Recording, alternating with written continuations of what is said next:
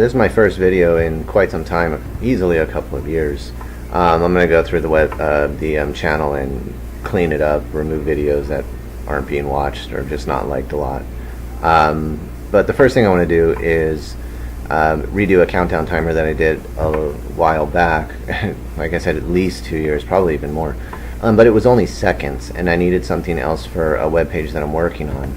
So this is the end product, in case you're wondering whether or not this is of your interest. So there's two timers here, this big div timer here and this bar timer. The big timer, like I said, this is going to be for a quiz page, and the big timer is going to be for the total time on the quiz, and this bar timer right here is going to be the time per second. Right now, the time per problem. So right now they're both set at 5 seconds. And I'm going to be doing these in two separate videos. So in case you were wondering, this is going to be the end result. Alright, so the first thing we're going to have to do is, I've already pre-created the basic HTML and the JS calls right here. You're going to need one div, a div countdown. That's what I have. That would be this div right here. That's div countdown, and like I said, we'll do the bar one later on, because this one's more complicated. The bar one's actually quite easy. So what you might want to do is go ahead and pause this and get the basic of the HTML down here, as well as the CSS and these two function calls. Yes, this is a composite function right here, an f of g of x. So this is a function within a function, and you'll see why I'm doing that. The one later on, you might want to just make sure that you are getting into the function. That's one thing I always do. As much code as I've written, I always just test to make sure I'm getting into this function right here. This number right here, that's going to be the number of seconds we're passing in. So whether it's 10 seconds or 100 seconds, whatever, but we're passing it in seconds, and then we're going to break it down into minutes and remaining seconds from there. Okay, so let's just really quick, let's test this to make sure we are getting in. And if you hear Scooby-Doo in the background, that's because I'm listening to it, because it helps me think. So there you go, 10 seconds. Okay. Alright, so you might want to go ahead, pause the video right here, get this copied down, and come on back. Okay, now that you have that down, let's go ahead and write some of our JavaScript here. The first thing we're going to have to do is we'll need some variables. So we're going to say var, we're going to need minutes, seconds, we're going to need hundredths of seconds, and we're going to need second extensions and hundredths extensions, and a start timer or start interval, which we can't do because it's reserved, I believe. Start timer. Okay, so we're going to need those variables. The next thing we have to do is create a reference to the DOM. So we're going to say var div countdown equals document dot get element by ID, and that would be div count down. So I usually, that's just what I do. My variables, I will name them the same as the HTML object, just because it's a little bit easier. Alright, so we're going to need those variables, and that's all. And the first thing we're going to have to do is convert this seconds to minutes. So let's go ahead and do that. So we're going to say if math.floor, we're going to round down, we're going to take e, our sender, and divide it by 60, because we need the number of minutes. And if that's 0, excuse me, if that's, let me get that out of the way, if that's 0, then that means we have 0 minutes. Okay. So we'll say minutes is equal to 0. Else,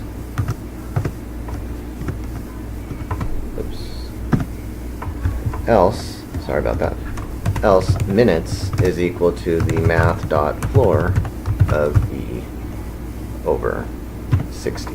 So we're going to round down. So for example, if I pass in 100, 100 divided by 60 is 1 and some remainder. The remainder are the minutes. Okay. So, but the 1 is what we want, so we're going to round down. We're not going to round up, because that would give you 2 minutes. So, all right. So now that will give us how many minutes we have. Next thing we need to do is figure out how many seconds we have. But the good news is we have our total seconds here and our total minutes.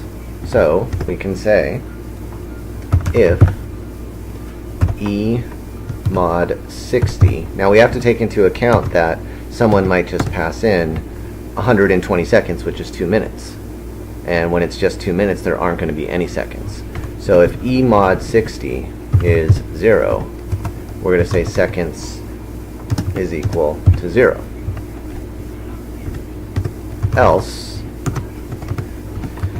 we're going to say seconds is equal to the total seconds, which is e, minus 60 times the total minutes.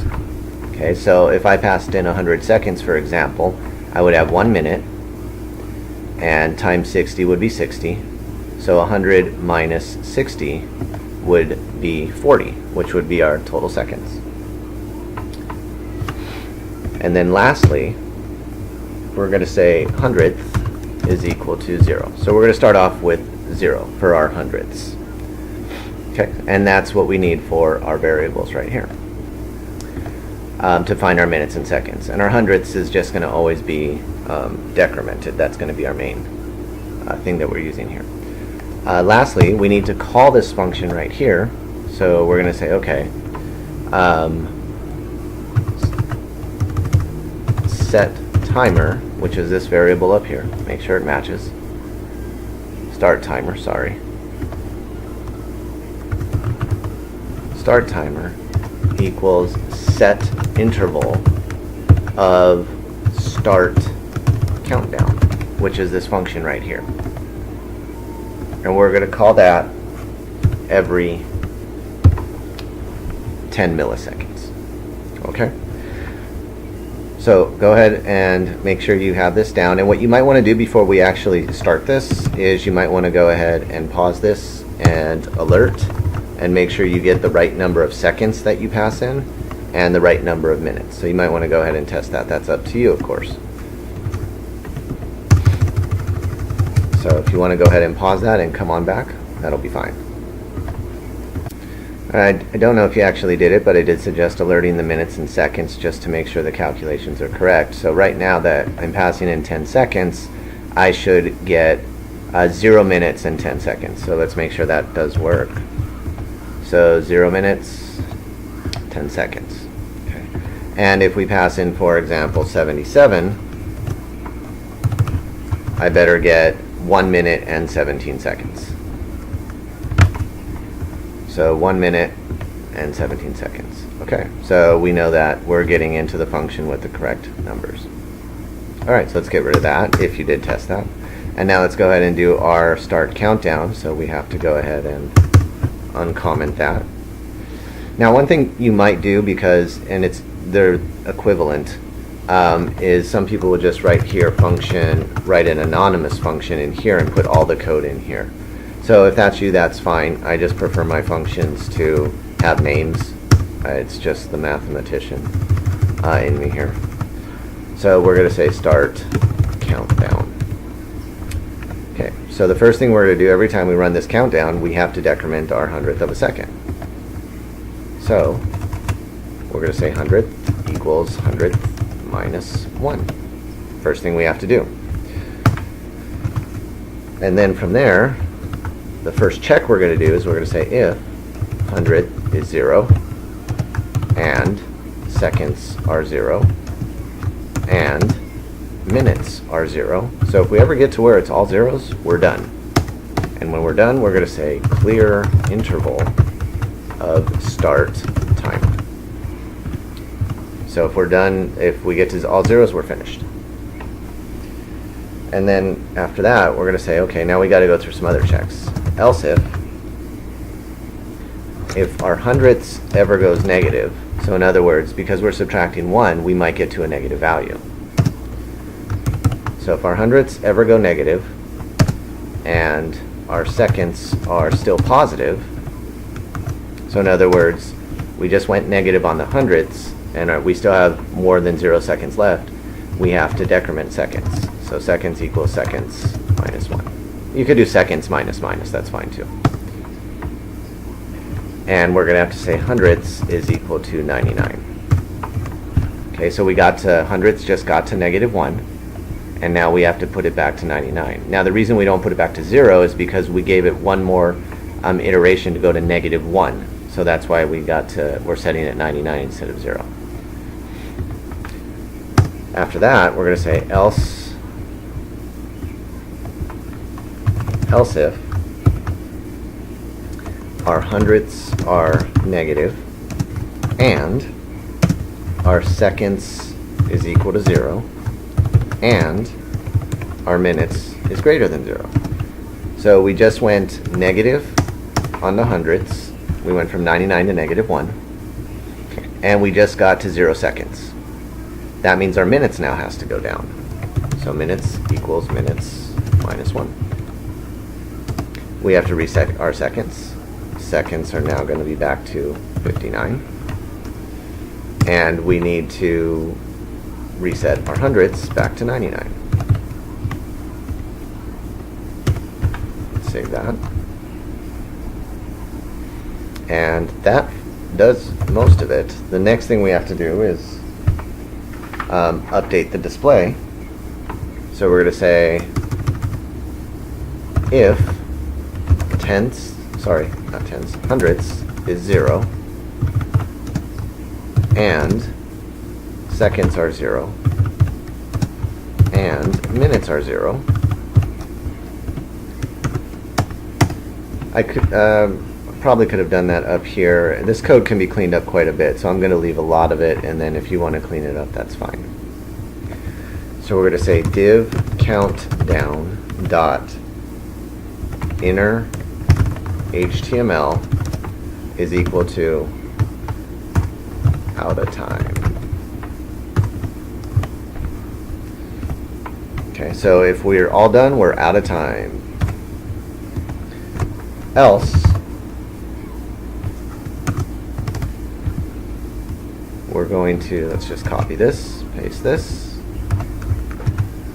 and our inner HTML here is going to be minutes, and let's put a colon, and seconds, put another colon, and hundredths. Okay. Now notice I have not used these yet, the second extension and the hundredth extension. I will in just a moment, and you'll see why I have to do that. So let's just go ahead and give this a run though, just to make sure it does work. And I'm not going to do 77 seconds. Let's do 11 seconds. Refresh that.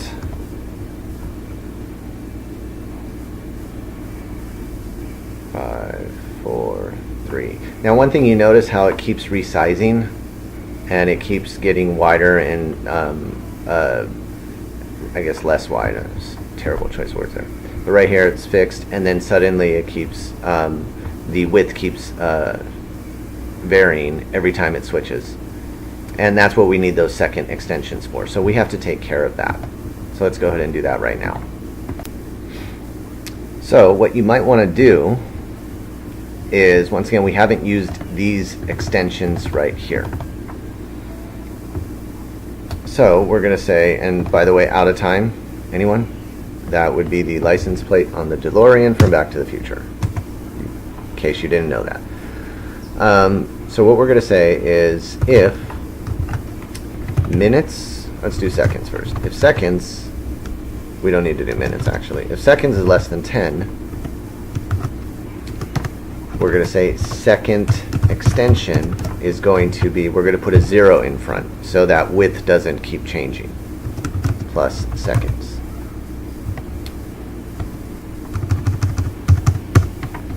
Else,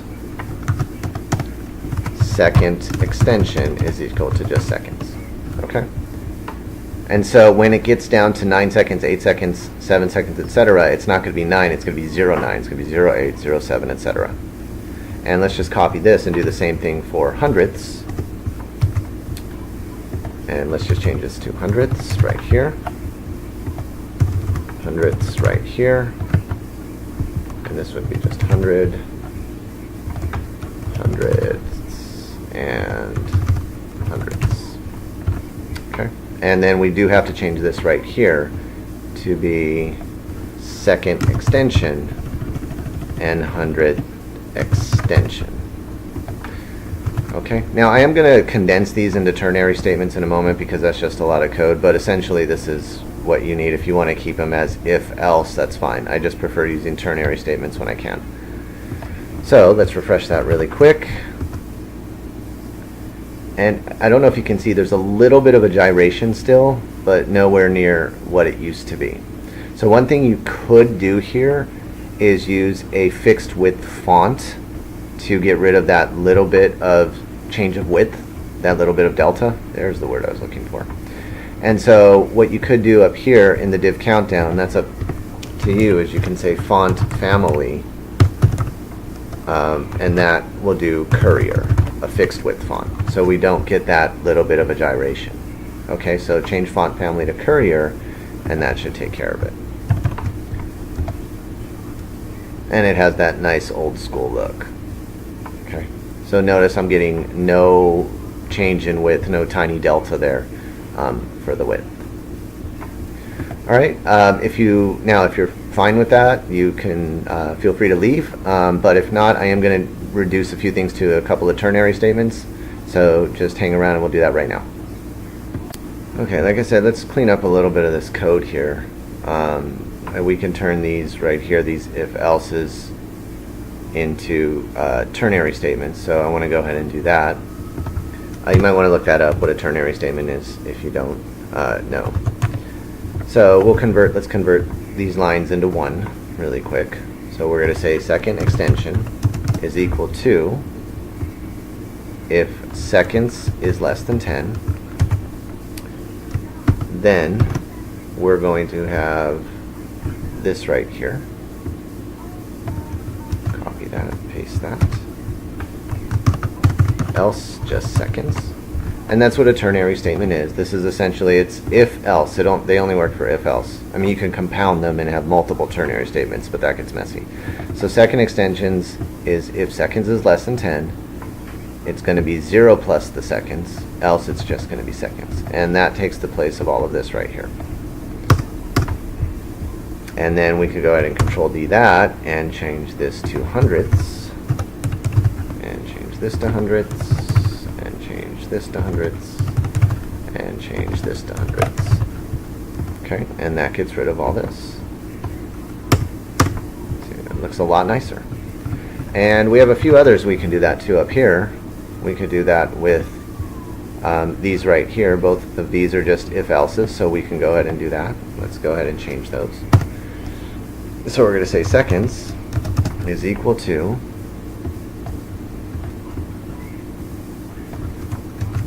let's paste this,